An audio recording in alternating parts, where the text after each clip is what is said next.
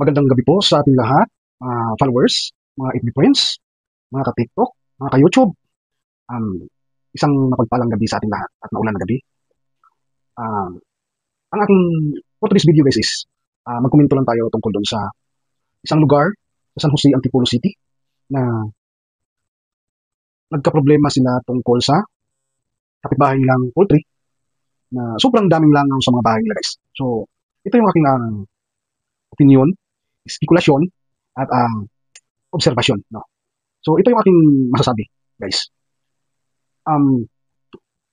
Before maitayo yung farm na yan is kailangan nilang kumuha ng sanitary permit sa DOH, sa DNR. Kailangan nilang pumunta ng local government, munisipyo. At ang sa pagkakaalam ko guys is before maaprobahan ang kanilang mga application about sa kanilang ipapatayong farm is kailangang isurvey yung area kung nandun ba siya sa maraming tao or tama ba ang kanilang mayroon ba silang sapat na facility para sa mga madumi, mayroon ba silang tama na imbakan ng mga katas nung farm nila na hindi dumadaloy sa ating mga kailugan. So bakit nangyayari to sa bandang San Jose Antipolo na inaprobahan ang isang farm na nandoon sa mga kabahayan, malapit sa kabahayan? So, anong nangyayari ba dito is mayroong hindi magandang nangyayari. Hindi ko naman inaano pero mayroong malaking problema dito yung local government dahil bakit nila inaprobahan ang permit to operate sa kinaukulang farm na na-approve yung sanitary permit nila.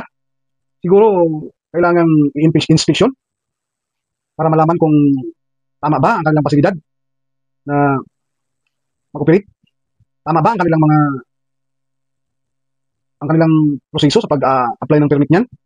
Kasi hindi dapat nagtayo ng farm sa malapit sa mga kabayan.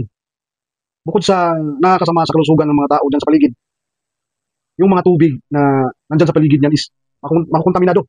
Diba? So, ano ba yan? Pira-pira ba yung labanan? Hindi naman siguro ganun ang ating gobyerno sa local government sa Antipolo. Hindi naman siguro ganun. Paki-asikaso naman po yung sinasabing farm sa San Jose Antipolo City. Paki-asikaso naman po kasi po kung titingnan niyo po yung post ko, yung share ko na post, ako nag-opinion lang po tayo pero may nakikita po ako talagang malaking mali sa ating local government eh. Bakit basta-basta na lang nakapag-operate ang isang farm sa maraming kabayan, no? Kung hindi walang nasa likod dito. Hindi basta-basta maaprubahan ang isang farm na malapit sa mga tao, di ba? Imbestigahan ng maigi kung ano ang nauna doon, yung farm ba? Nauna ba yung farm? Nahuli yung mga tao na nagtayo doon? O nandoon na yung mga kabayan bago nag-farm? So ganun siguro ang tamang pag-imbestiga. Tapos siguro gumawa ng paraan yung namumuno dyan sa farm na yan na maibsan yung mga langaw. Sobrang daming langaw kasi hindi lang libo-libong langaw sa nakita ko sa video, milyon na langaw. Sobrang dami talaga. Makakakain ka pa kaya ng maayos nun pag ganun sistema? Please, local government ng Antipolo, please lang po. Kami po ay concern lang sa aming mga kababayan na malapit doon. Dahil bilang tao, hindi tama yung hindi natin pinapakinggan. Yung mga taong naglukluk sa atin para mapunta kayo dyan sa inyong kinaluklukan ngayon. Sana naman, nung eleksyon, taos-puso kayong nakiusap sa amin para iboto kayo, para ilagay kayo dyan.